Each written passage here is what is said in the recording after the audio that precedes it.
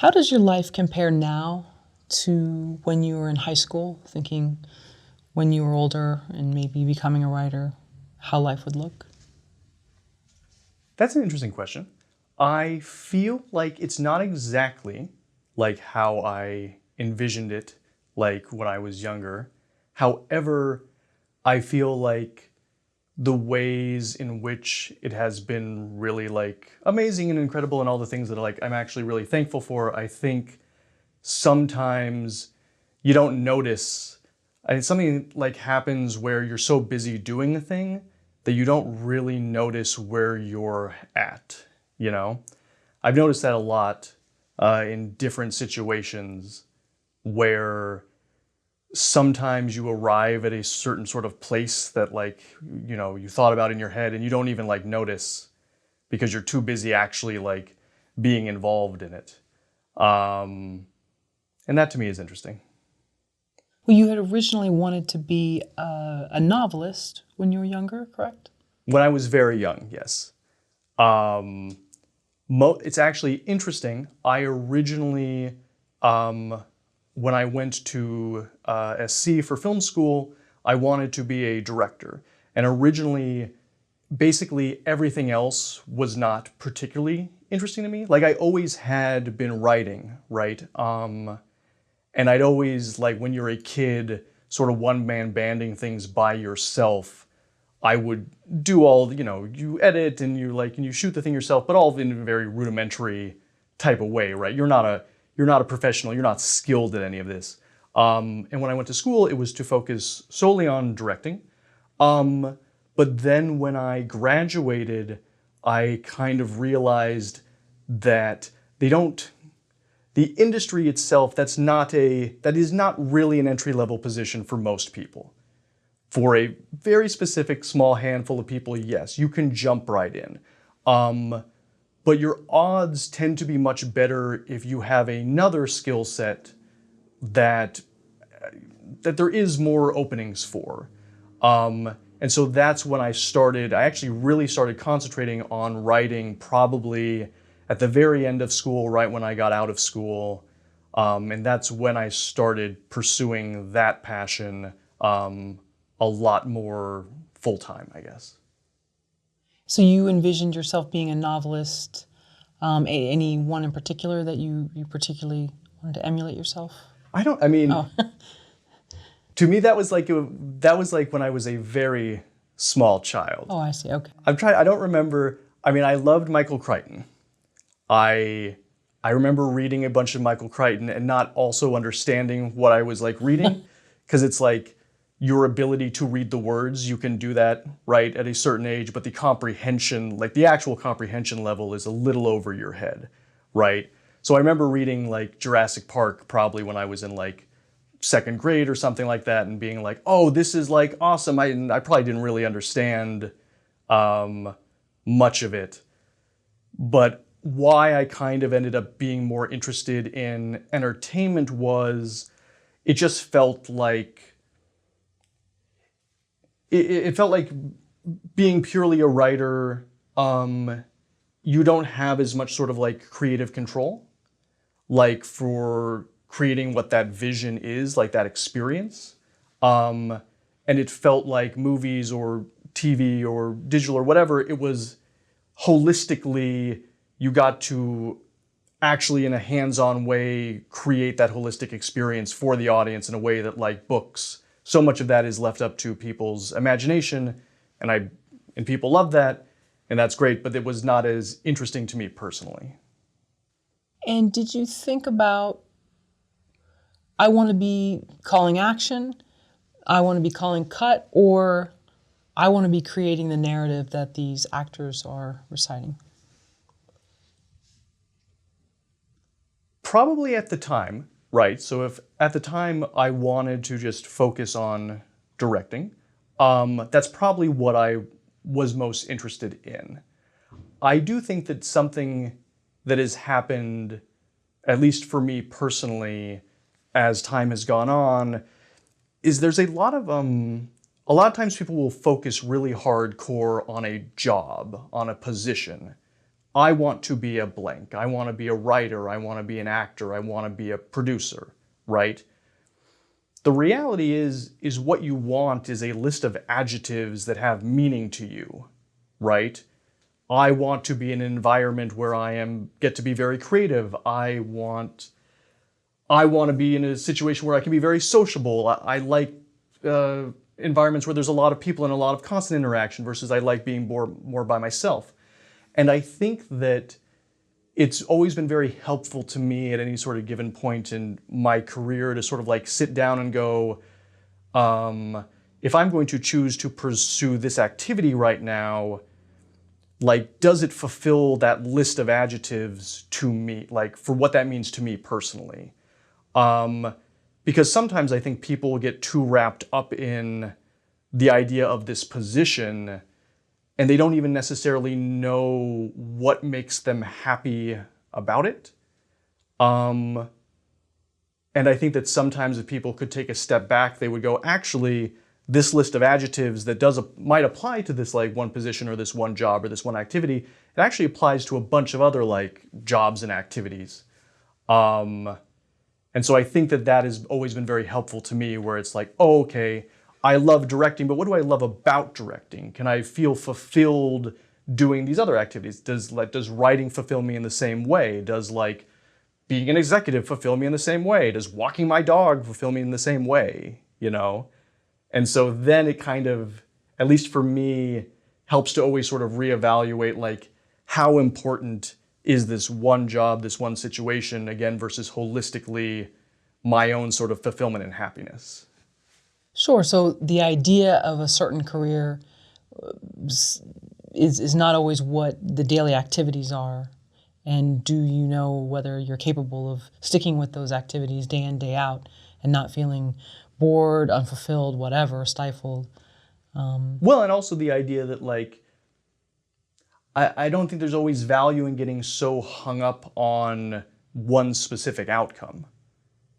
I think that sometimes people can get too hung up on a specific outcome and they're missing all sorts of other wonderful things around them that they just didn't think about because it didn't look exactly like what you were talking about originally, like the sort of idea I had in my head as a child. But the idea you had in your head as a child is it's just something you made up as a child, right? And you might not even know why you made that up. I guess that to me always feels important to consider, I guess. Do you think you would still be in the film industry if you had not attended USC? Myself, personally, yes. I do believe that I would be in the film industry regardless of whether or not I had attended SC. It's just always like been my like passion. And so I feel like I would have always found my way back to it. I do think that said, like, I think that if you don't have, and I believe actually someone at school told me this originally, and this is not by any means like it has to occur, but if you don't have some invitation in, it's very, very difficult.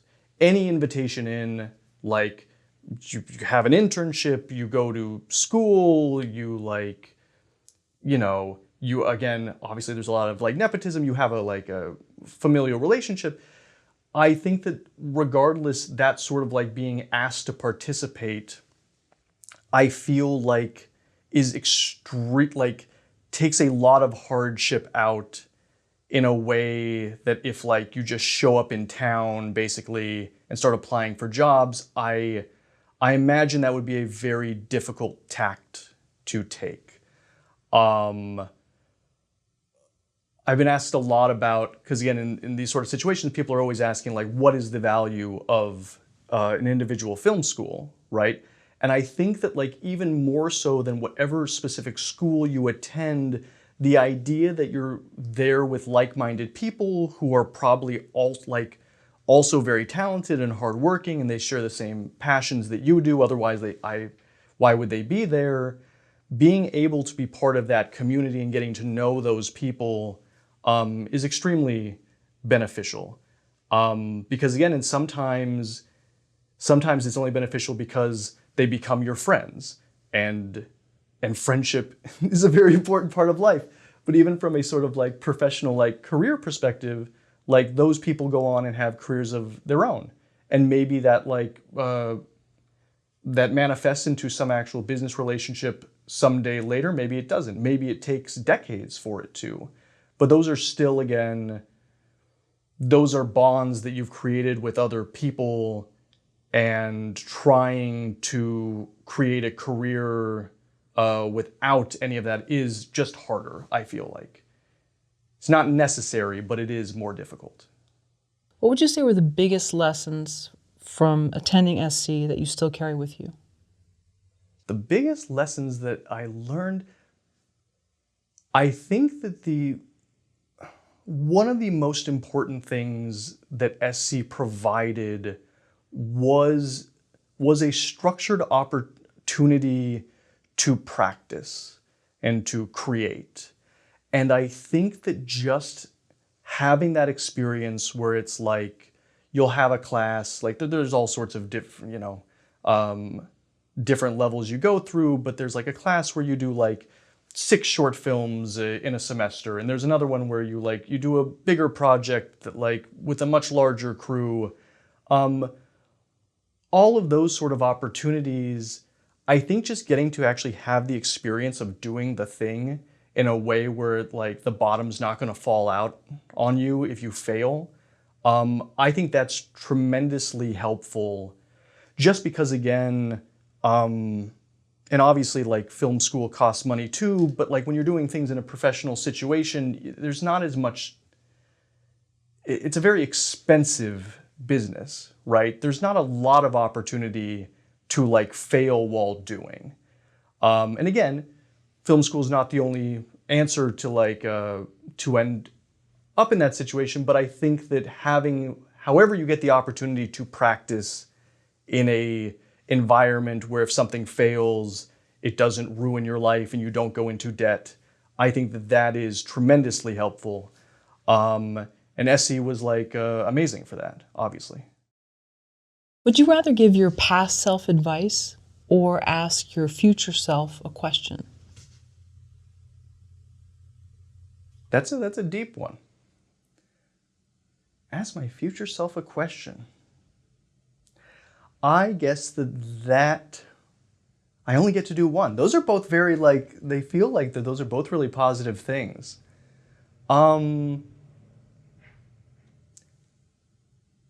going to go with ask my future self a question just because I feel like, luckily, I have the sort of personality in which I'm always trying to figure things out and come up with sort of like new and novel approaches to any sort of like problem, either creatively or from a career perspective.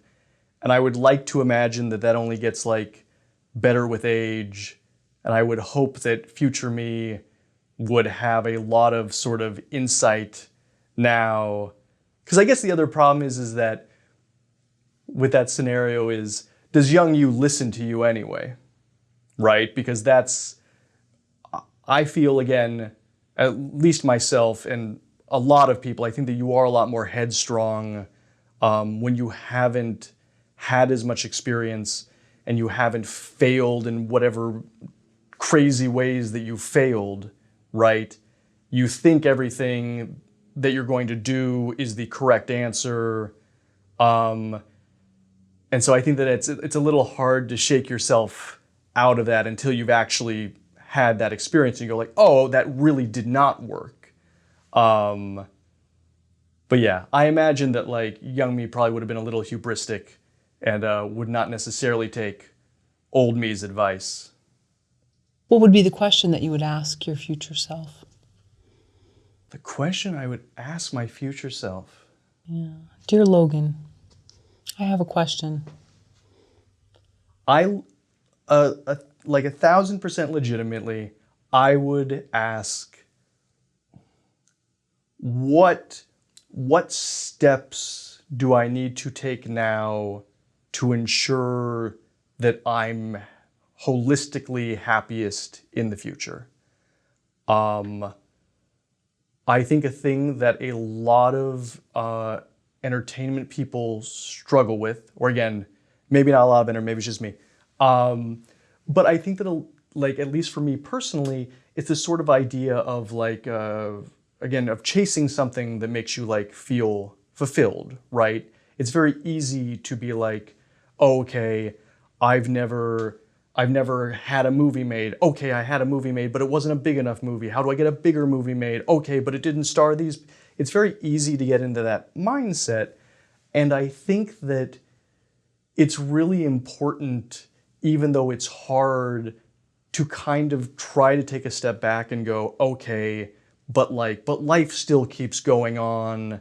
You need to like try to like focus on like what makes you happy in this moment, what makes you feel fulfilled in this moment, and not get too caught up in the chasing of goals.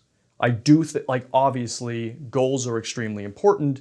You're never going to reach whatever sort of, you're never going to reach the sort of like fulfillment that like you want, like if you're not setting goals for yourself and you're not taking these steps to actually achieve things.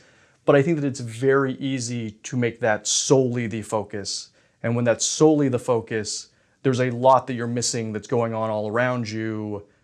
Like we were talking about, like originally this sort of idea of like, okay, does it look exactly like, again, like what I thought of when I was a child, my life? Yes or no is one question, but is what it is still really great?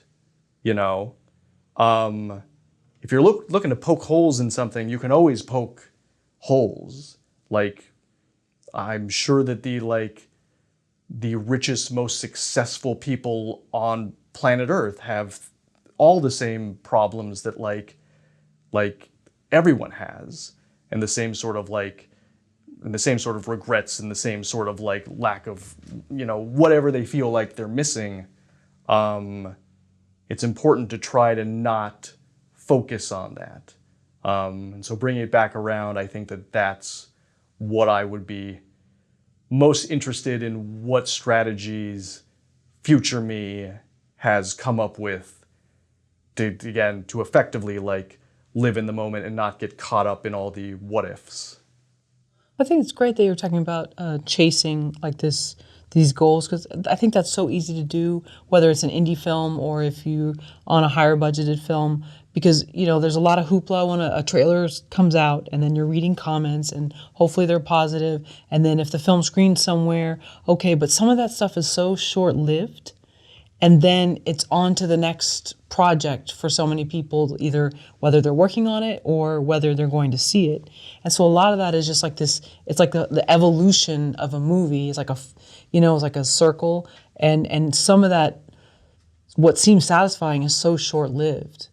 So you're always kind of chasing that, where people are tweeting about it, wow, this is so cool. Or it could be a crowdfunding campaign or whatever. And then it dies out, and then you've got to go on to a new thing. So I think it's really easy to fall prey to that. I think that it's important.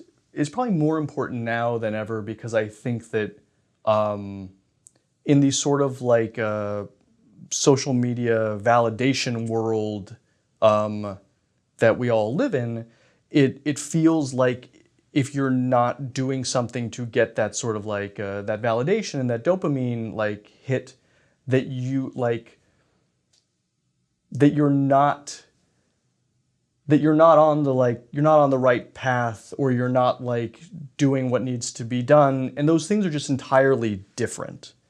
Like, regardless of whether or not you have something to like showcase in a moment, it shouldn't be about that. And I think that, again, that's a thing that also lends itself to feeling like, oh, well, I should be chasing this. And there's reasons that is important, but it's not holistically the most important thing. Usually the most important things are things that you're not like able to talk about or showcase or draw attention to, right? Like when you actually like sit down to do the work, like nobody's giving you attention for that. Nobody's validating for you for that. You have to validate yourself. So yeah, I do feel like more so than I think it's always been an issue to be aware of, but I feel like more so than ever, it's something to be like cognizant of, to not get caught up too much in that and sort of lose the forest for the trees, I guess. Looking at your IMDb, it shows that you are, like you said, kind of this one-man band. So you writer, director, producer, editor, cinematographer, visual effects, camera. Looking back, do you wish you had spent more time just kind of focused on being a writer, or was that a natural evolution that you needed to find what you really loved the actual activity of? Most of that, and again, this is, I have an interesting sort of like parable that I do feel like relates to that. So everyone bear with me for a second. So when I graduated SC, I did a big thesis film, and like I raised money, and I tried to like do a big sort of like coming out sort of party. It failed abysmally. Like Oh, no. it's fine, but it literally led to like nothing, like no opportunities. I owed like a bunch of money, and basically, like I had two choices then, which was, well, I can't ask anyone for any more favors. I can't ask anyone for more money. So either I don't make anything anymore, or I start taking it upon myself to teach myself all these sort of like trades, at least in a way to be competent at them, so I can keep making things. And so that's basically where that all came from, was I wanted to keep making stuff because I said, oh, this thing that I tried a big shot at, like, collapsed. I like it, but again, it did not do anything from a professional career perspective. But I want to keep having chances and I want to keep trying. So I'm going to have to do this. I'm going to have to practice like, cinematography, and I'm going to have to become like an editor, and I'm going to have to do all these things. Otherwise, I just kind of like, I'm not going to be able to keep making things.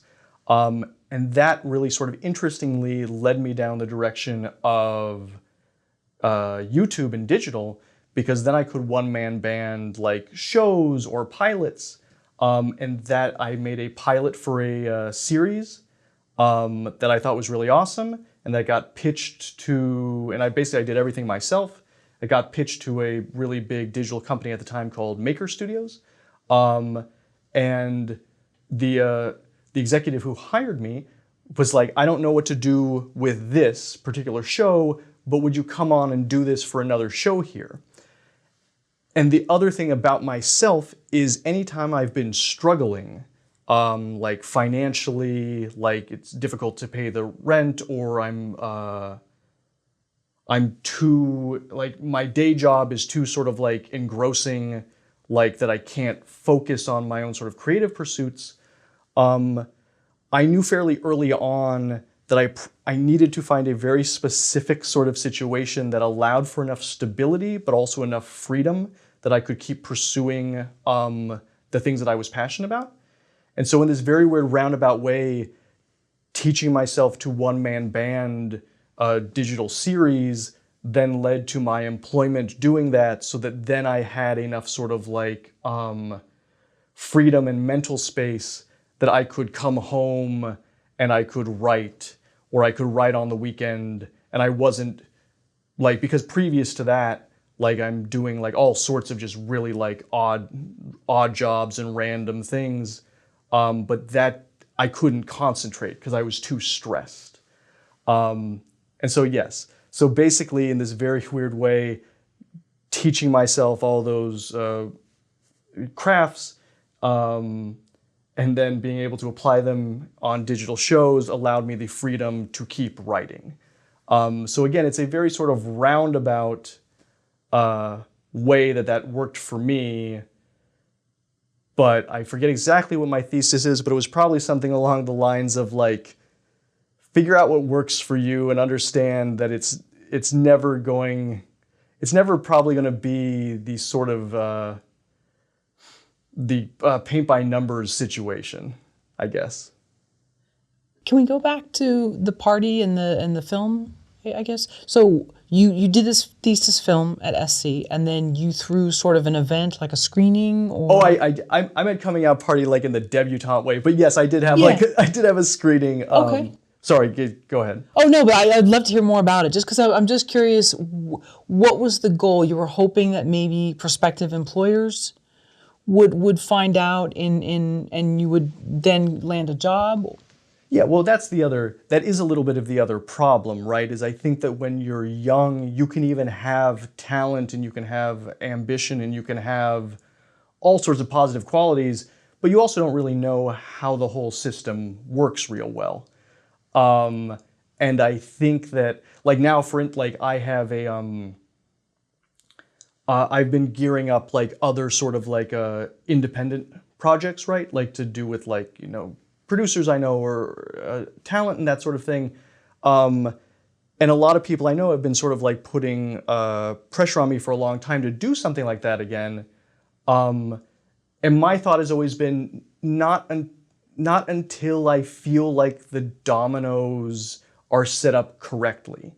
And I'm going to be a little bit more risk adverse than in that way than other people. But to me, that's also what I kind of learned from doing it like when I was young and going like, well, again, time, energy, money, and I didn't really know what happened after that. I'm sure I had like vague notions of like, someone will like give me an opportunity. Excuse me. But you have to be a lot more specific. You have to have like a strategy and a plan if you're going to go down that route. And so again, to me, it's important to fail because that's how you learn.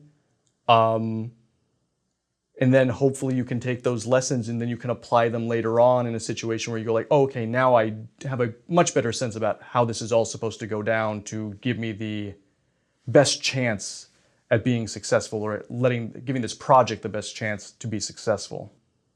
Was it really a failure, or just that you had such high expectations for it?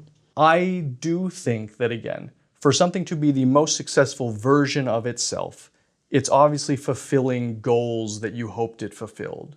And in this case, that movie did not fulfill said goals. But again, from the point of view of just having the experience and doing it and learning everything you do like through that is also invaluable. Obviously. Like that, it's a very sort of like trite cliche thing to like sort of say, but you do need to learn by doing, especially in this sort of situation. I do think that however you can mitigate your risk, like the most that you can, because again, in this world, mistakes are expensive. Usually. Not always, but even small projects, like, you lose like money when they don't do whatever you were expecting them to do. Again, I think that it's very important to try to create a scenario in which you can keep trying. I feel like if I had ever been in a situation in which my one shot failed, then I'm sure I would have never had any opportunity to achieve any sort of level of success, whatever that means. Because it takes a lot of tries. And it takes a lot of failures. And so then I think the question really is for any individual, how do I create a scenario in which I'm allowed to do that? Because that is hard, right? For me, I've always been very lucky because I have a lot of friends who are very talented actors, and because they were talented actors, and we have a very good relationship, and they trust me to do what I do, that then they would always be willing to put their money into projects so we could keep doing stuff together, you know? Or again, like I would also then at the same time be going literally on YouTube and watching Video Copilot. I don't even know if Video Copilot's still around. They probably are. There's something like it. And like learning how to do like special effects and learning how to be a better, like, again, I'm not a great DP by any means, but at least competent. Because that's available to you. And then again, whatever situation allows you to keep taking chances. Because it's a batting average thing. You know, if you're only up at bat once, yeah, maybe you hit it, but you're probably not going to. That's just the reality. So it's how do you like figure out how to keep having chances at bat? However, like whatever that means to you, I guess.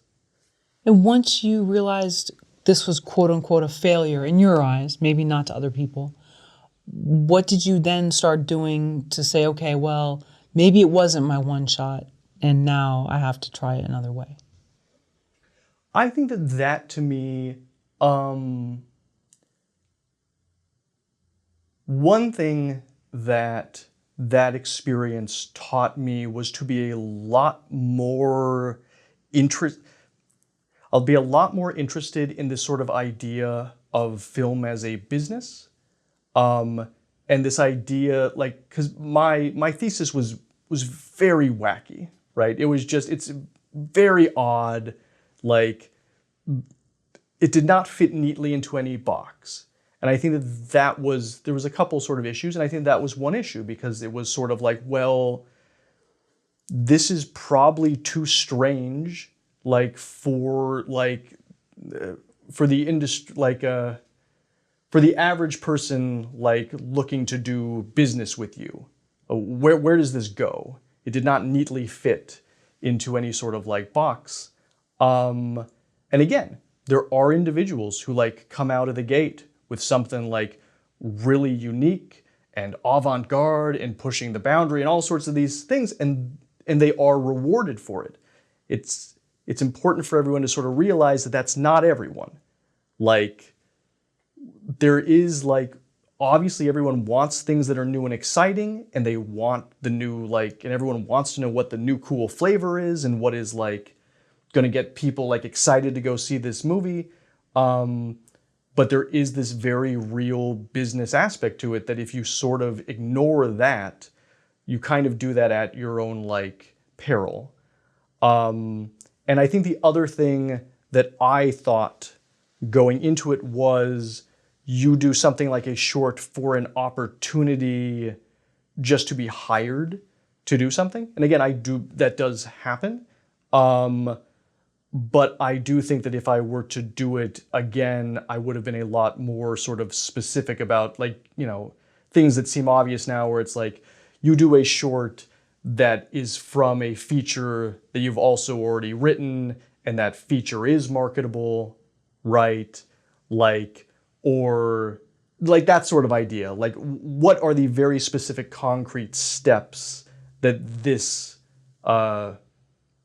project is a part of, again, trying to feed into the idea of it's an industry and a business, versus looking at it as like someone wanting to say, oh, we're just going to pick you out because you're so talented. And again, that does happen for people, but it doesn't happen for everyone. And then the question ultimately becomes, okay, if that didn't happen for me, then like, what can I do to keep sort of like trying? Logan, for your career as a writer, would you be okay with a workload filled with writing assignments for others' projects, polishes, rewrites, etc., and then maybe just do one or two more feature scripts for yourself, as long as it meant that you were a writer, that you would be okay with that's what the daily duties were? Polishing, rewrites, you know, coming in, adding a scene here and there for someone else. I feel like if you're in anything, again, whatever the profession is, so in this case, like, if I'm a writer, what I should love first and foremost is writing. And then obviously people diverge from that, right? And then they have a lot of very specific concerns depending on who you are as an individual. But to me, the love of the action, to me personally, the love of the activity sort of transcends everything else. I think that sometimes the activity can be a more positive or negative experience, right? Depending on all sorts of factors.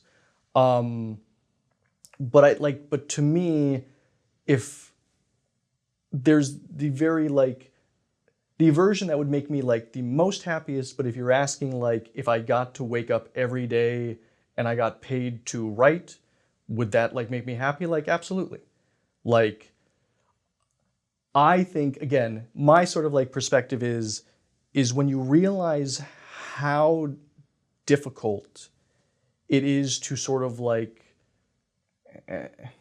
to manifest that, not in the sort of new age way, but to literally create that scenario. I think that it makes you kind of just really appreciative that you get to have that experience.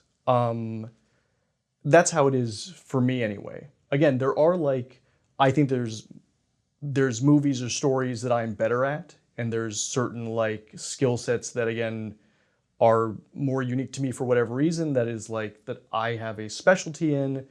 But regardless, just the idea of getting up and writing to me is a wonderful situation to find yourself in. What types of stories are you best at, do you think? If someone came to hire you to do a rewrite, a polish? It is increasingly this sort of, probably I'm in the sort of James Gunn, Taika Waititi, sort of camp, where it's these sort of big sort of genre, even sort of these genre adventure pieces, but with this sort of undercurrent of comedy. I've kind of accepted that that's what I do, and it makes me happy to do it. I think there's always this idea where you're oh, I'd like to do a Christopher Nolan movie, but I'm not Christopher Nolan, you know? When I'm doing a scene, it needs to end on a punchline, and if it doesn't end on a punchline, I get neurotic about it. I'm no, there has to be what was the joke? And it's it doesn't always have to have a joke. But I think that to me, I'm really sort of glad that I saw I saw the new Suicide Squad a couple weeks ago, and I loved it. And to me, that's so exciting because it's oh, okay, this is a subgenre, right? Because you have these incredible people at the top of their game who are help shaping the conversation, and you can look at that and go oh, okay, there is a place for this now.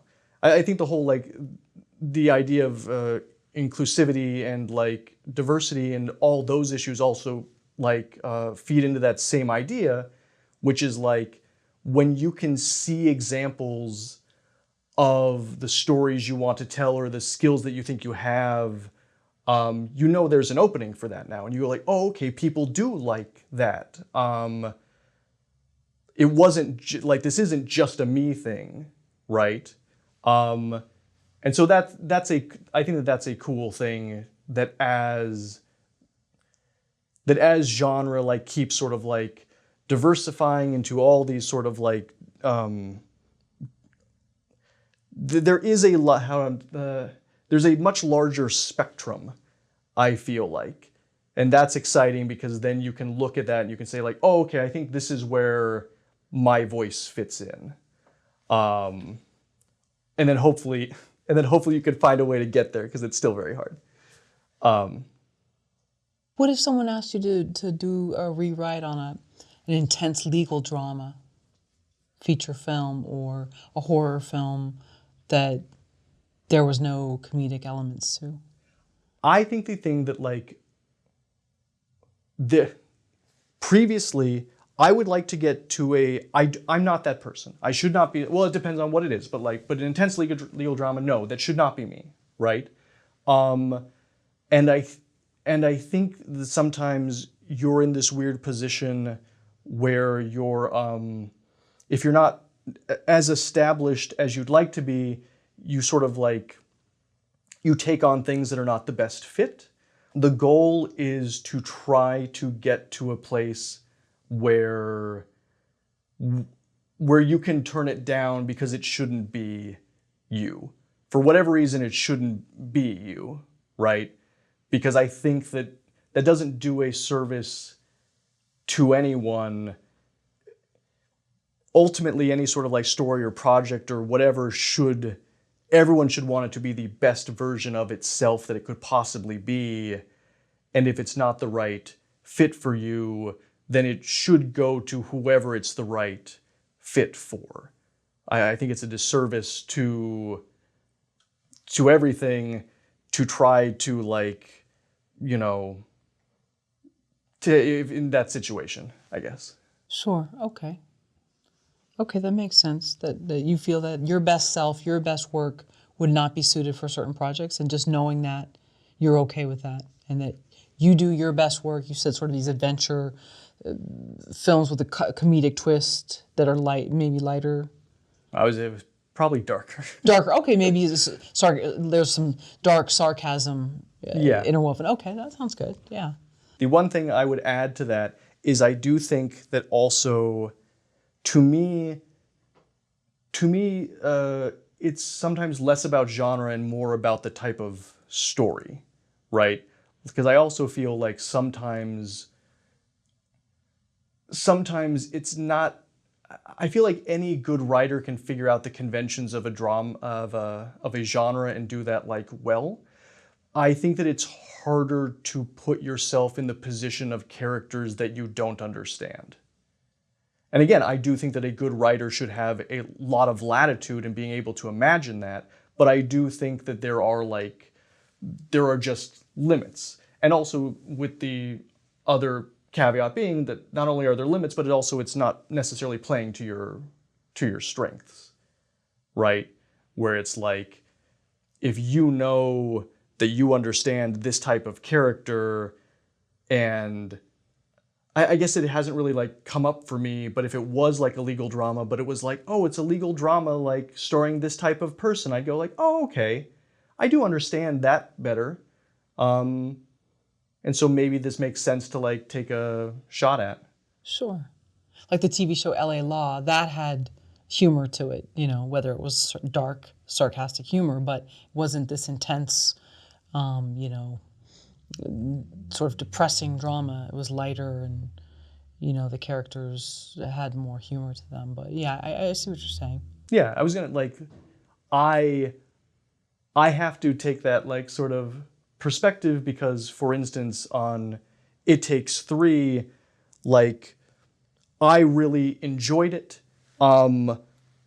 There's all sorts of other stories I want to tell, and I've been fortunate that any opportunities that have come since, people are able to look at the characters and the tone and say, oh, could you take that and could you put it in this situation? With the genre could be entirely different. And that's a really great place to be, because I think most people don't want to sort of only get stuck doing one type of story. Or maybe some people do. I can't say for everyone.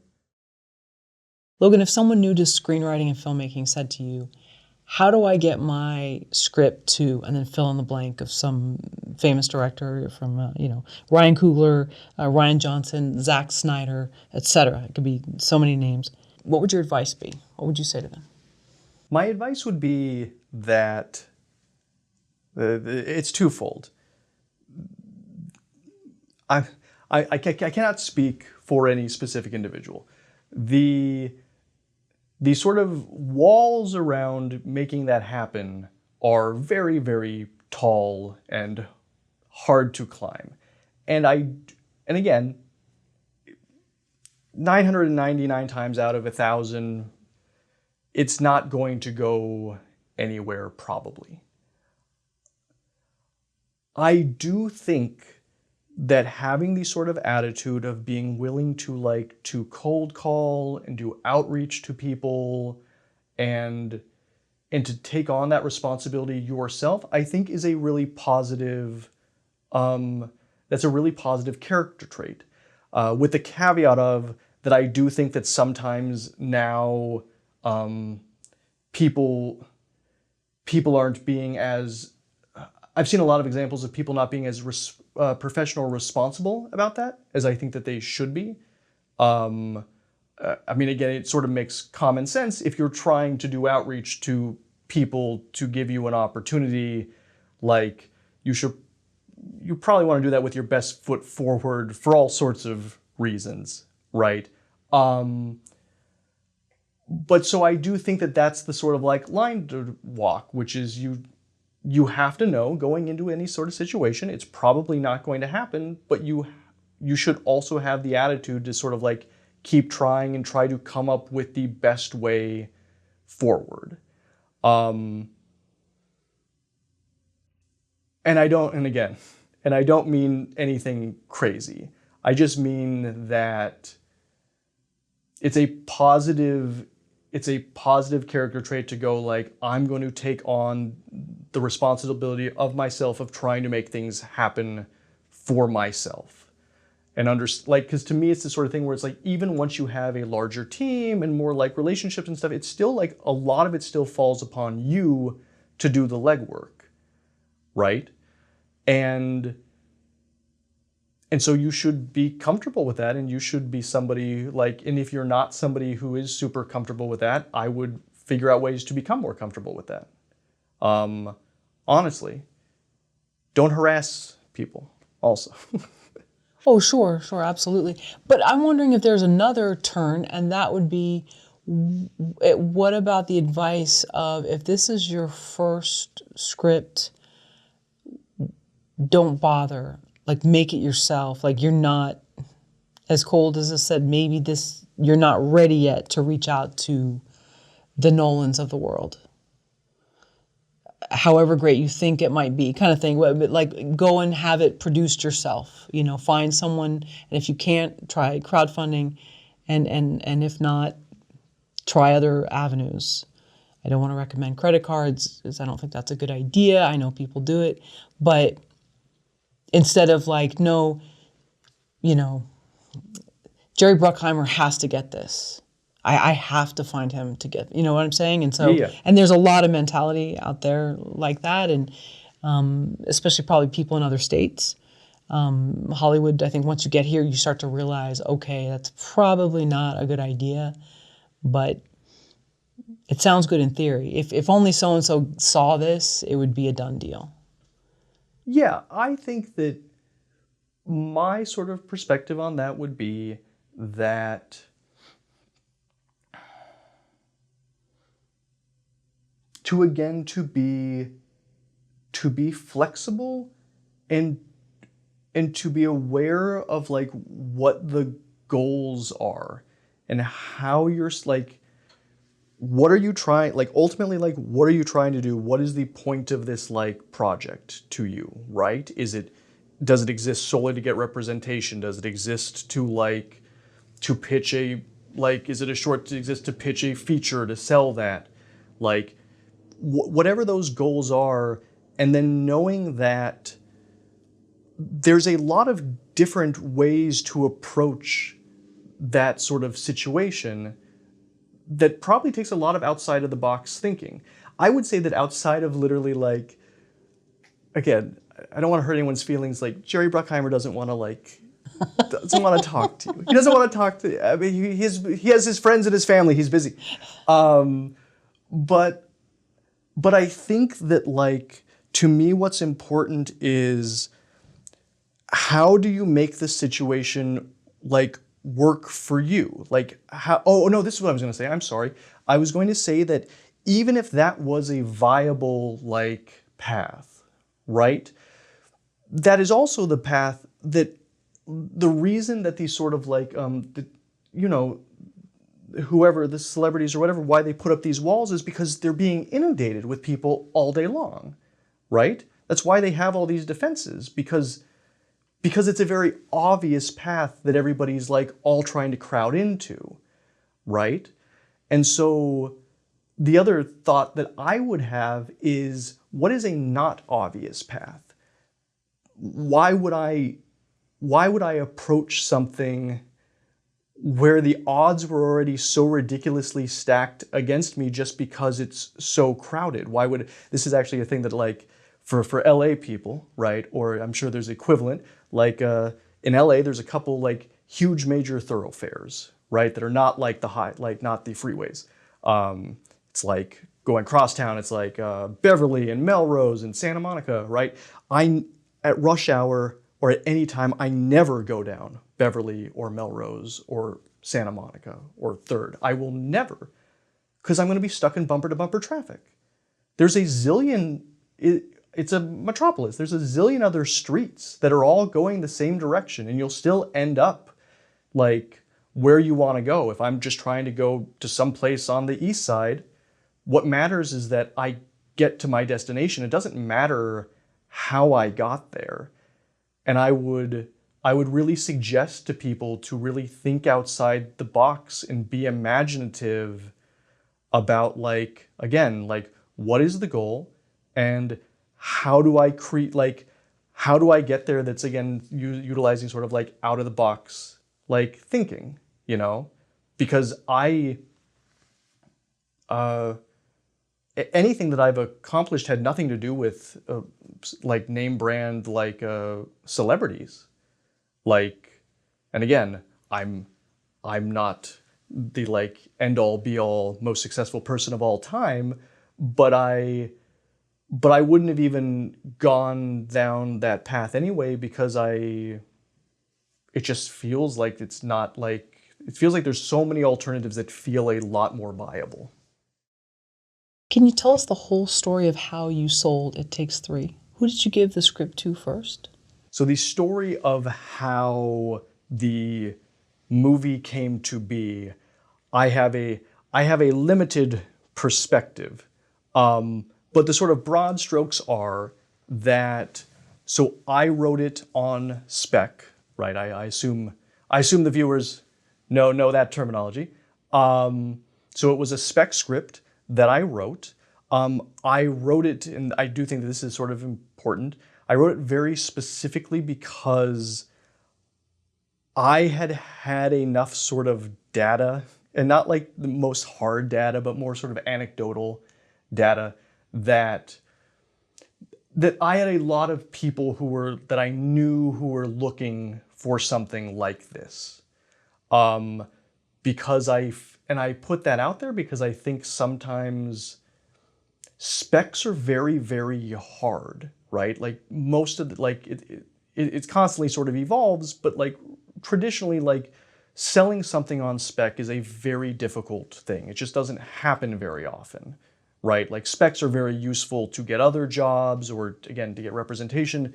They don't very often actually get sold.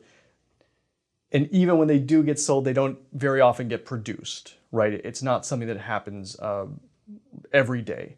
And so for me, when I'm writing something on spec, I want to at least go into it knowing, okay, when this is done, I know through what relationships I have, that I've got at least a handful of people who would potentially be interested in something like this, or that I know, or I've gotten feedback from my representation that there's a handful of people that they know would be interested in this.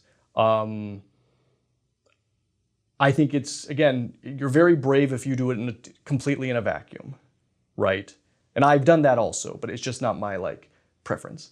So I knew that, like, because again, my sort of relationships with mostly with people in digital, and there was this sort of push at the moment for this sort of idea of like influencer-driven features, right? And most influencers are of a certain age, right? Like they're like teen or like, you know, young 20-something, and the sort of and the sort of material that then people want to produce starring them has a sort of like you know, it tends to be like a more limited like window, right? Like it's not, they're not going to make, you know, the new Terminator starring like an influencer yet. They might tomorrow. But so, and so basically knowing that, I was like, oh, okay, like these are the people I know. These are the sort of things that they're looking for. What do I feel like is a story that like checks all those boxes, and also would be a good story, right? I was drawn, and I was not the only one with this idea, because literally there was something like, I want to say like 4 major adaptations of Cyrano de Bergerac set in high school that came out in the last couple of years. So a lot of people had this idea. It was definitely in the in the air. But to me, I was like, oh, this makes a lot of sense, because this adaptation really has the potential to say something that previous iterations of it did not really have to say, right? Specifically with the sort of like social media component and the sort of idea of like how effectively you could actually catfish someone, and people do this, right?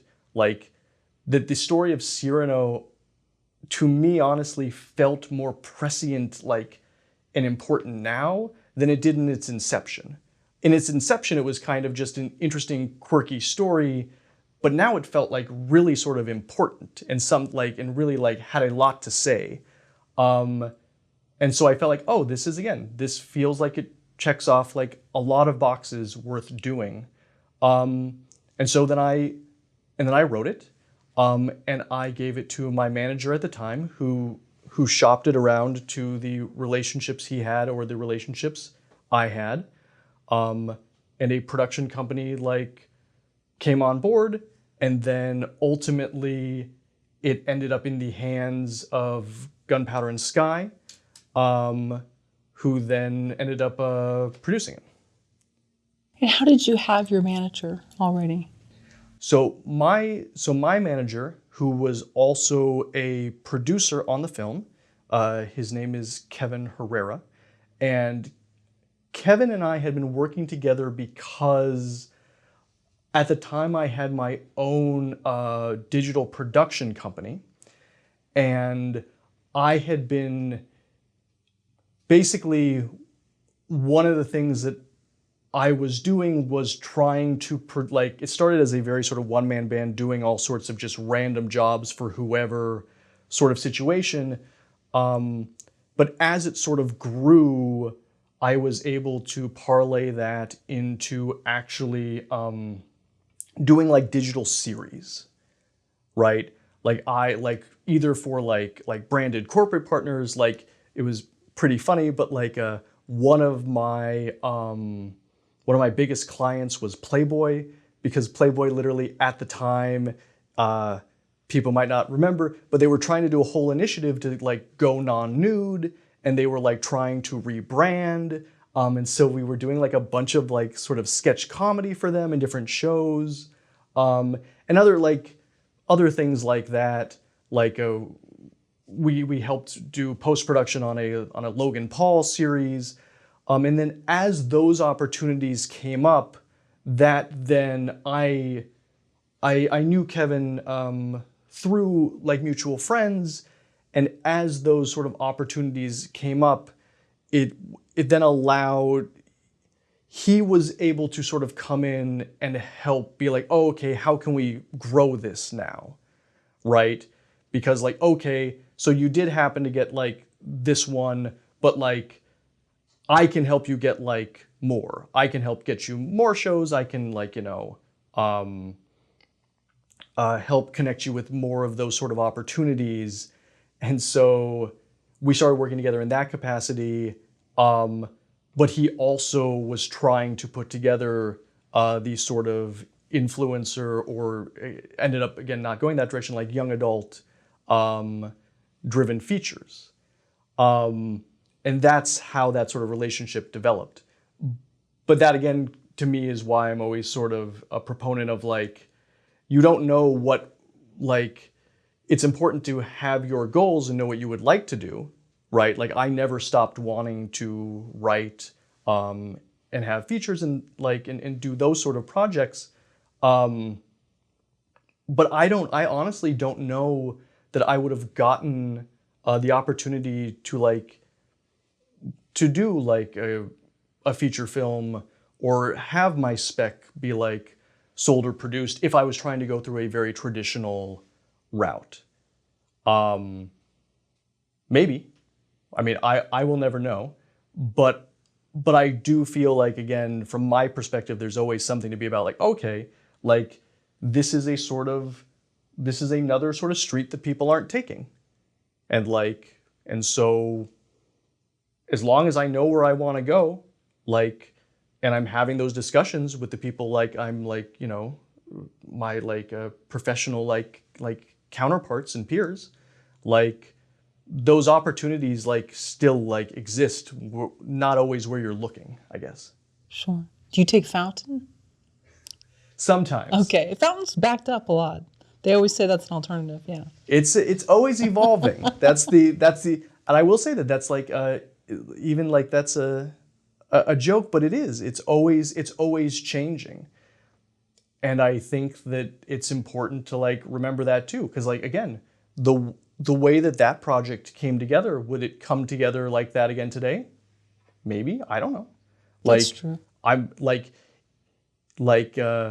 if you asked me like 100%, would that happen again? No, I don't think. Like again, things always are like literally like, you know, He's All That with Allison Ray also came out like last month. Like things always like similar things do like happen, but you don't, you know, and forgive me if I'm wrong, but Allison Ray is a TikTok star, right? And like when I was like writing like It Takes Three, that wasn't a thing. So you know, I think that it's always moving very quickly. And it behooves everyone to pay attention to that and to not think that something that worked. I do think it's not necessarily the most savvy move to go like, oh, well, this is how like Quentin Tarantino did it. Yes, it is. In 1990, Sure. like I wouldn't, I don't know. The odds of it happening like that same way again are not like great, because it's just an entirely different environment, you know. Where were you when you got the news that the script was sold? I don't know. I'm sure I was at my office. I'm sure I was doing work. It was very exciting and it was very cool. I think it was very interesting to me because again, my digital company was my full-time job. I don't know that I ever really like relished in it as much as like I might have been otherwise, because just literally I was on productions and I had things to do. I do, with the caveat of, I do think it's always really important to celebrate whatever small wins you get. I feel like there's so much sort of emphasis on if you don't achieve the final stage, right? That like everything you did, all the work, it doesn't like matter. And there's so many steps along the way that are like ridiculously huge accomplishments, like that you might not even recognize as like big accomplishments. And like, but you should, you know. I feel like it's very exciting when you've literally like on the list of 10,000 items, you finally like cross like number 10,000, but not every project goes there. And that doesn't mean that if you got to like number like 8,000, that all of that was a bad use of time, or that that's not worth celebrating. There's all sorts of very positive things that happen along the way in ways that you might not even understand in the moment, right? Like how they'll like pay off later, or like or why they're important. That's something that I do like, I really like believe in a lot, is like, again, like celebrate everything that's a step. Some people are very, don't count your chickens before they're hatched. I don't care. If they never hatch, I still got some awesome eggs, and I'm really excited about my eggs. They don't turn into chickens, they don't turn into chickens. I'm still gonna like, I'm still gonna feel positive about where it is right now. When you sat down to write It Takes Three, I assume it had a different title Yes. at the time? Okay. Were you drawn to one character in particular, or was it this idea of this social catfish and a spin on an old story kind of thing? It was not specifically a character. I really love, I'm a little bit of in the minority. I think it's changing now. I really love reboots and adaptations. I think that there is a difference between a project or a title where maybe it doesn't have anything new to say, right? Versus, again, something where you look at it and you go, I really do think that there's a lot of interesting material here to explore, and what a great way to explore these sort of like themes or ideas or characters, because the brand or the intellectual property or whatever already has reach, so that professional people can look at that and say, oh, okay, I know people know this story. I know people like this story. I can look at Roxanne with Steve Martin, or The Truth About Cats and Dogs, and there's a bunch of like other sort of these adaptations. Go, okay, people like this story, and then I go, okay, now it's my job to make it interesting again, with the caveat of, because I'm aware that a lot of other people are doing this at the same time, so it's a little less interesting now when you've seen it like a bunch of times. But but even that to me, I feel like really said something about that this really is interesting again. Like, and so I really do feel like that way, that there's so many great things that have like come before, and there's great stories and there's great characters. And I think that they're like, if there's a reason to explore it, at least from my perspective, I go first and foremost, is there a reason to explore this again now? Does it have meaning to people now? Is that meaning sort of like unique now? If I like, to me, like I actually really love like Roxanne with Steve Martin and Daryl Hannah and other people.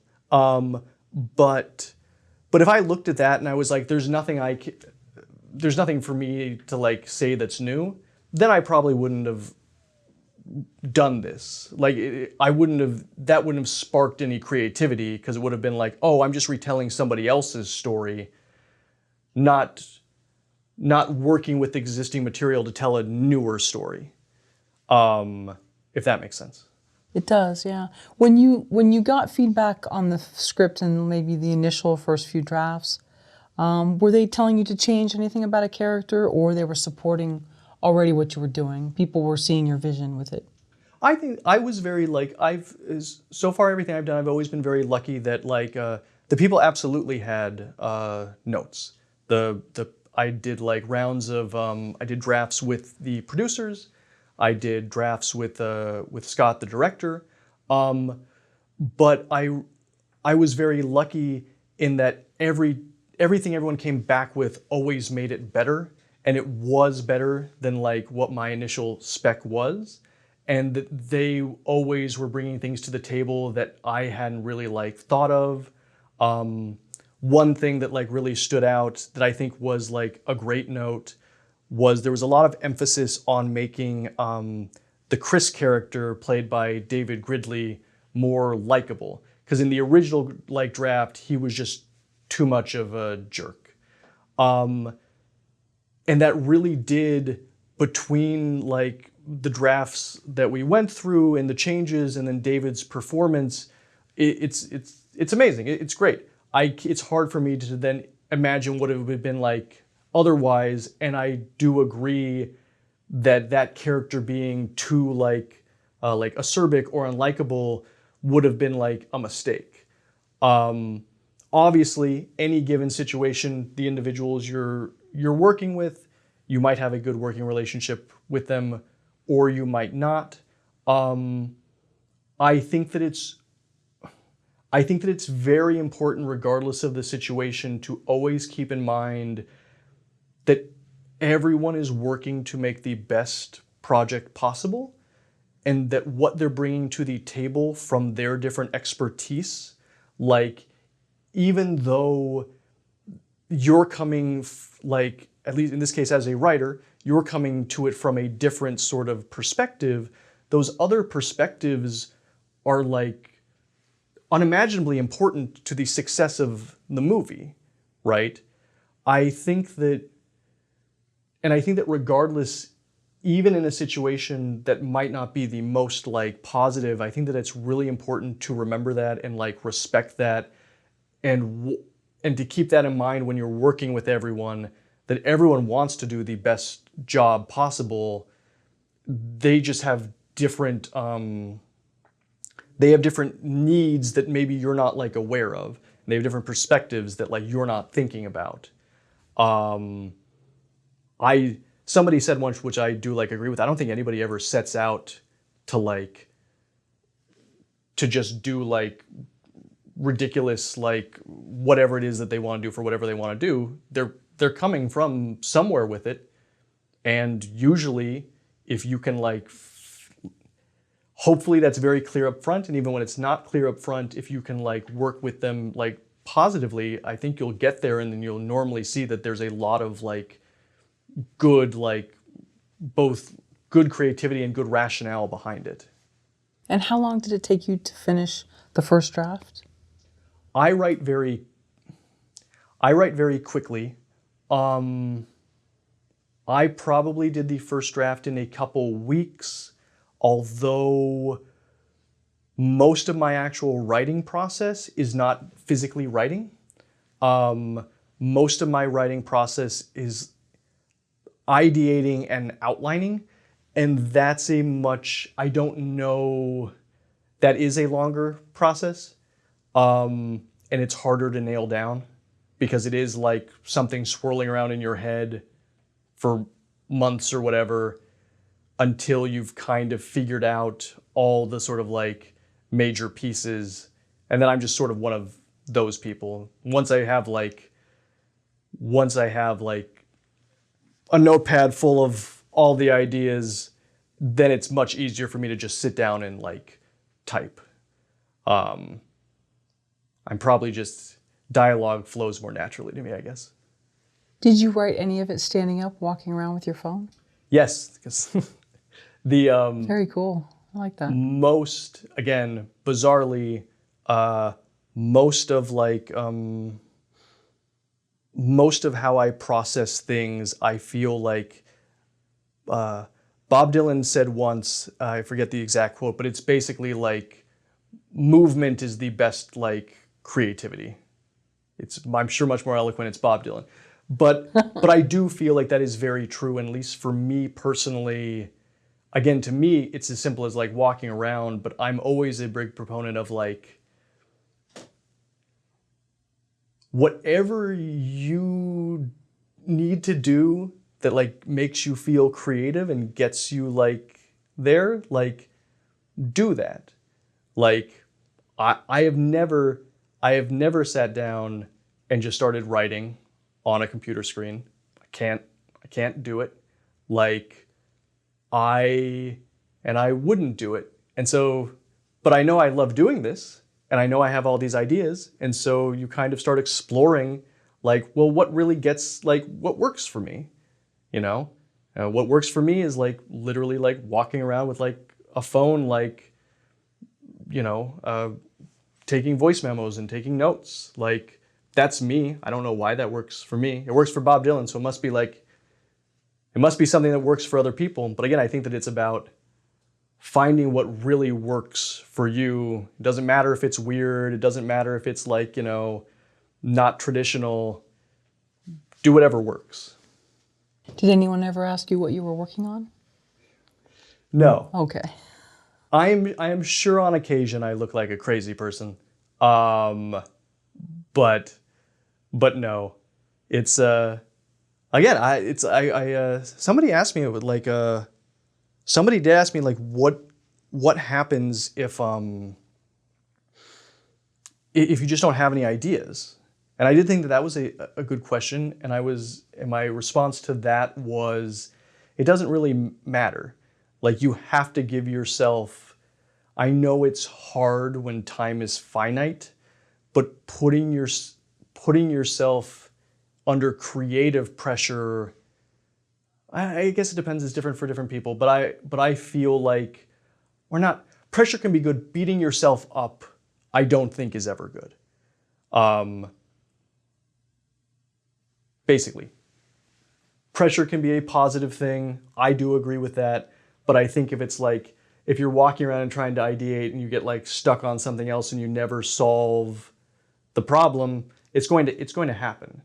It's just part of the process. I feel like, I don't know. I don't know anyone who, I'm sure there are people, but like, to me, it doesn't seem like there's a high probability that you just sit down and write it and you don't run into situations that you don't have the solve for in that moment. What's your outlining process? I will outline to like 90% of the way there. I will outline as much as I feel like I can before I actually start writing. I find it personally very difficult to do it any other way. I do think there is a lot of value in sort of, again, exploring and having that sort of creativity, but to me, a lot of that is the outlining. And I think also the reality is even if you outline something like 99% of the way done, when you actually write it, that won't be what it'll be anyway. It's a roadmap that will change. It just is what it is. At least the way I do it. I think that also in addition to that, it's really important to know like as much as you can about the characters and the themes and the ideas that you want to explore before I start writing. I do a lot of exploring of these things in a much more sort of nebulous way. Trying to think of like what else. It doesn't really matter to me if the outline's in order. I'll just outline the chunks of it that I understand. I personally, and again, this is the hard thing about this because I do think everyone is different. To me, a lot of the sort of outlining is very sort of mathematical. And it's like knowing like, okay, like there will be this many scenes, and like, and these are, you know, where the big, you know, the very large beats happen, the midpoint and the act 2 climax and the inciting incident and those sort of things. And then if you can start filling in, like literally even, I guess this is where like note cards come from. For some people, I don't use note cards, but I'll have like an equivalent on like the computer where I just start like filling in, like, I know I like these scenes and I know this should happen about here because I'm trying to get to this big moment here. And now I feel like, okay, but this is kind of empty, like in the sort of like whatever, the 30 to 50 minute mark. So I need to start filling that in.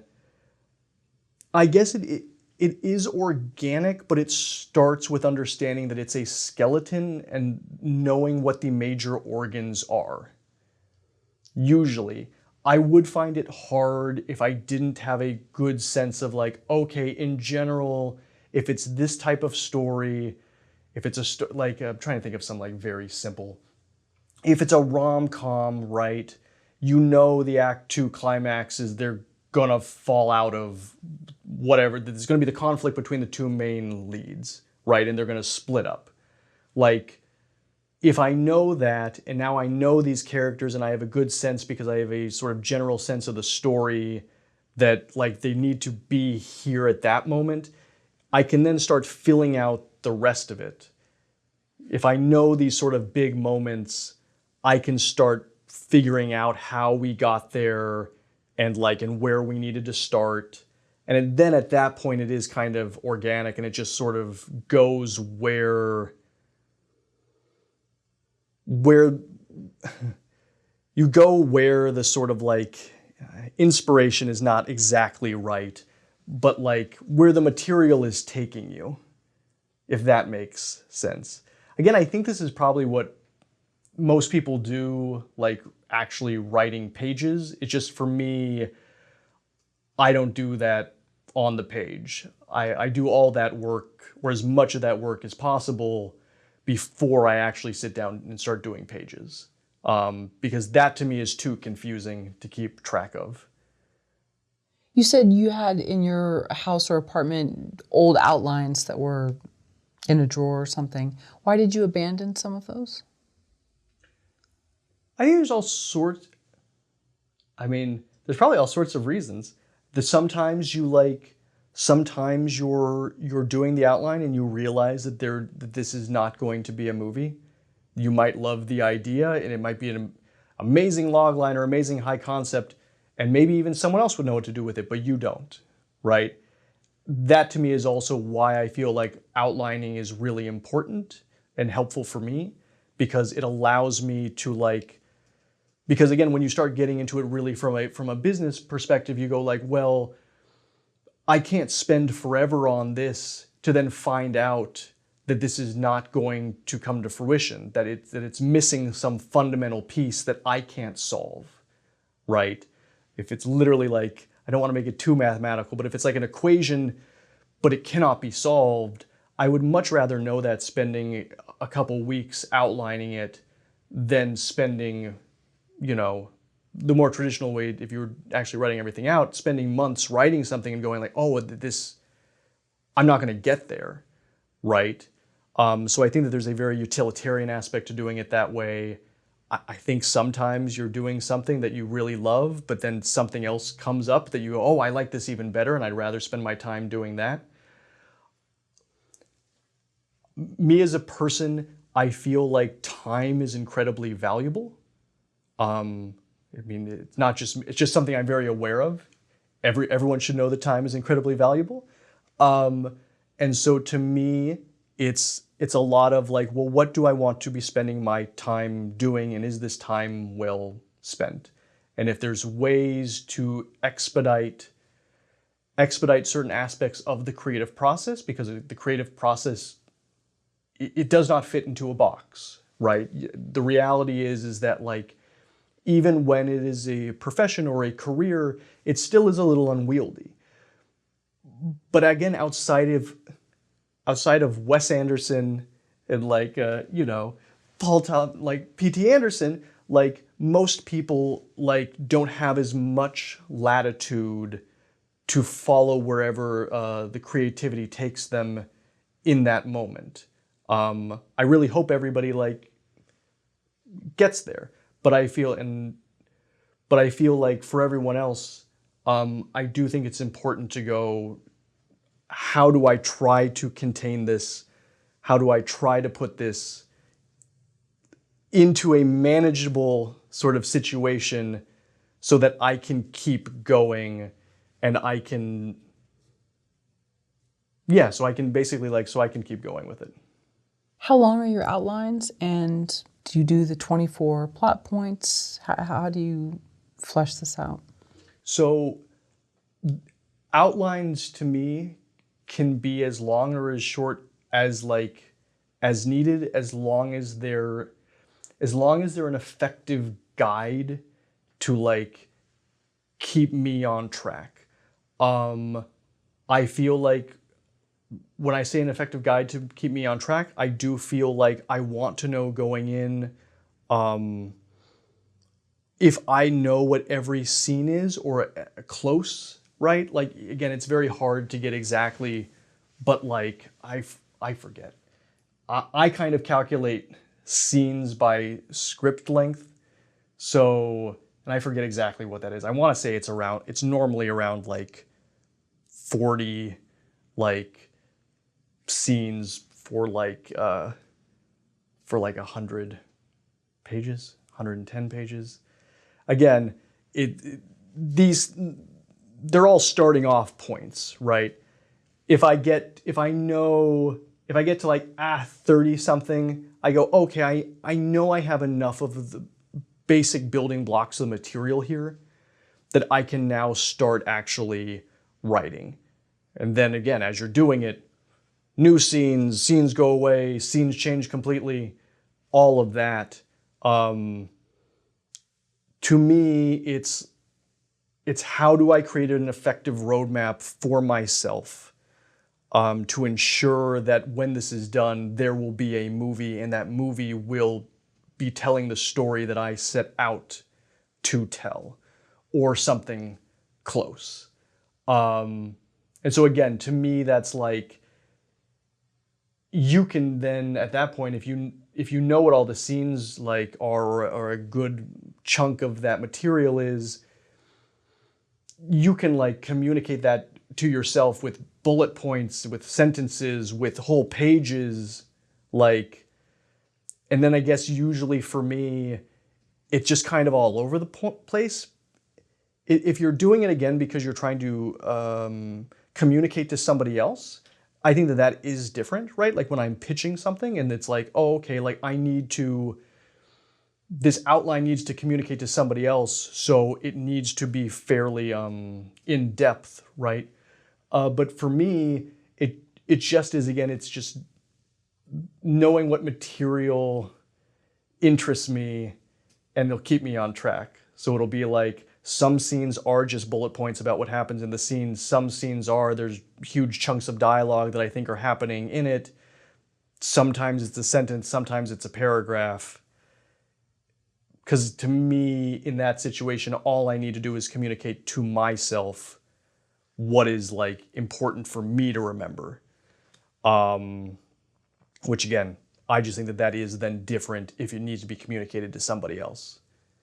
And then at that point, I would say probably the more thorough you are, the better. I will say in other professional situations, you will save, learning and being okay with outlining will save yourself a lot of grief, I think, because oftentimes when you're going into a situation with other people and you do need to communicate it to them, you need to be able to show them what you're going to do, right? Before you do it. And this is something that'll happen a lot. They'll ask for this because everybody's working on developing it together.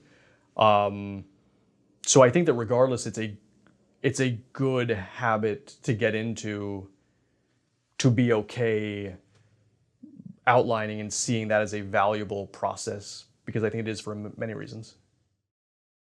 Logan, what can you tell someone that's never written a screenplay but loves film and television about the craft of screenwriting?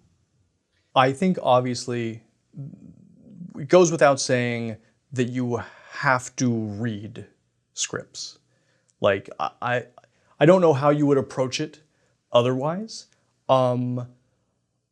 I feel like actually reading them and then trying to figure out through whatever means are available to you, whether that's reading books or just sort of trying to take things apart yourself. How do you reverse engineer to figure out why this works, right? And the hard thing with that is that there's a lot of things scripts are doing simultaneously, right? You have to figure out why it works from a pacing perspective and a plot perspective and a character perspective and, you know, and theme and emotional arcs and all those sort of things. But I think that the best way to do that is to read scripts and then try to reverse engineer them. And again, like there's a lot of great like material where people have done that, like, you know, Robert McKee and I forget who wrote Save the Cat. I have not read Save the Cat, but I definitely read Story when I was younger. The only other thing that I would say about it is don't think that any one like way is the only way. I think it's important to sort of immerse yourself in a bunch of different people's perspectives. And then I feel like by doing that, you'll actually start to understand why it's working. I think that emulating is an important part of learning, right? Even literally, like, children learn at the very beginning by just copying, right? Like, they're just emulating what someone else is doing. They don't understand why. That's important. But I think to really sort of transcend that, you need to figure out why it's working, and you have to understand it on a much more sort of like intrinsic level of like, again, I always hate to be too mathematical about it, but so much of it is why this line here, why this beat here, what was planted when, and why does it pay off here? And okay, sure, that was all done just from a thematic like place, but are there different ways that you can infuse that to, like, you know, from a character perspective, or like, again, whatever that like sort of means, because all these different attributes are all sort of, again, happening in parallel. But I do feel like that's what's really important is, again, immersing yourself both in the raw material, like scripts and like movies. Oh, and I'll like literally like, sorry, I'm just like having thoughts. I'm doing this. Sometimes if there's a type of movie that like I'm interested in sort of like figuring out like why it works in certain ways, I'll literally like, I will both read the script and then I will watch the actual movie, and then I will like time out the movie and I will see like when like, I will see what in the script, how many scenes and where they were and what was happening in them. And then I'll put that against the actual finished movie. And then I'll say like, oh, okay.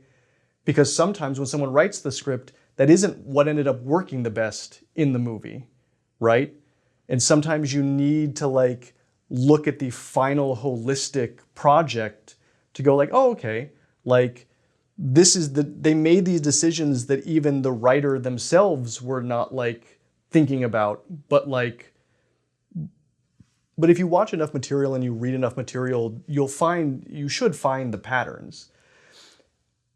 I think that the magicians, like the magic of being like a screenwriter or any of these sort of like crafts is to figure out the pattern, and then once you understand it, then figure out how to like bury it so that no one's paying any attention to it, right? That's not fun for anyone. People want the experience to be new and fresh and interesting. But even the stuff that is new and fresh and interesting, if you really sort of start digging in, you'll find it's the similar building blocks, you know? That's what I would say. So when you see something that you resonate with, you want to really dissect, why did this work for me? And then you want to like look at the script and then time it with the actual, maybe even have the sound down at times, just to see some of the pacing and things like that. Because to you, that's like a magical product. How did it become magical like that? Yeah, it's just really, like, to me, it really is reverse engineering. It's like if I walk into a building, it's amazing that the AC is running. Without seeing the blueprints, I'm not going to understand like why the AC is running or how it's running or why did they place it here? Because I'm just lost in the experience of it, right? But there's thousands of decisions that are made as to why, and however you start being able to figure out on your own, like how to get to those answers, I think is really like important. And again, to me, the best way to do that is to just look at a lot of blueprints and to really like dive as deep into them as you can. And then again, looking at what people who are experts say and like understanding why they said the things they said, and then also take it with a grain of salt, because like they're also not the end all be all. It's important to be able to like listen to everyone and take it all in and realize why they're saying it, and then figure out how you want to like implement that, right? It's that balance. You have to respect like the experts at it, but you also have to then figure out how to take what they're doing and try to put your own unique spin on it. What's the wrong way to start screenwriting? The wrong way to start screenwriting. The only thing that I don't know the wrong way to start screenwriting. I do feel that like there's no real wrong way to be creative, right? Like, and that's different for everyone. And it should be. I think that to me, the only thing I would advise is to be conscientious of your time. Because you can play around with something forever, and maybe that's all you want to do. But I think that the more tools you can have to try to like stay on track while still like giving yourself freedom to play, I think that that's the best sort of like meeting of the worlds. And I will also say that I do think that it is also important to be aware that it is a business, and that like, and to have fun and to be creative and play, but also be aware for yourself that if you're writing something there's not a market for, maybe there will be, but there's also a good possibility that there won't be. And you have to make peace with that. And if that's cool with you, then that's fine. Like, again, that's you and your time. But if you're really trying to figure out how to transition into a career, that's something that I would say I would not pay attention to that. I think a lot of times people don't pay attention to things that like they find discouraging or uncomfortable or negative. My suggestion would be to really look at it in the eyes, like acknowledge it. It's the difference between like what something is and like what you want it to be, right? You can even look something in the eyes of what it is and go like, I don't love what that is. Like, I'd like to change it. I'd like for it to evolve and become better. That's all fine, but I would still start by like going, but this is what I'm up against. This is what people are like looking for. This is what's expected. This is all what the landscape really is, what that information is, even if you don't like it, even if it's scary or it makes you feel bad, you're not going to figure out ways to approach it like and work with it or around it or however you want to do it if you don't know what it is. From my perspective anyway. When you were working on It Takes Three, were there times in your head where you're like, I'm not sure if someone's going to like it, how well it will be received, and then how much time am I going to spend with it? Were you questioning yourself too at that time? Because it was still sort of, you know, it was you said you were working on it in a few months? In that situation, to me, the next sort of like step always is once I've come to terms with that I'm going to undertake a project, whatever that is, like then I fall in love with it. There's no point in, unless something's really not working, right? And that's a different story. But otherwise, like I wish I knew. There's a very famous quote about this, but it's basically like some version of like you do everything you can to prepare and then you just go. Like, and that's kind of, at least again, for me, I find that that's what's always been how I make decisions, is I do the most groundwork I can to feel as confident and good about something as like I can, and then I don't worry about that anymore. And then I just focus on being creative and doing the best job that I can, because otherwise you're just second guessing yourself for no point. You've made an informed decision, stick with your informed decision. And then if it fails or it doesn't get what you were expecting out of it, to me, outside of, again, that first sort of like thesis film, everything I've done that's been like, that hasn't gotten me what I expected or would have liked to have gotten out of it, I don't have any regrets about, because I believed in it. And I still believe in it. I think that sometimes that doesn't matter. Like, there's so many other factors at play. You try to make the best informed decision that you can about why you're undertaking a project. And then you just give it your all, and you don't worry about whether or not it will be successful or it'll do what you were expecting it to do, because you should feel confident in it even if external forces don't line up in a certain way that gets the result that you want.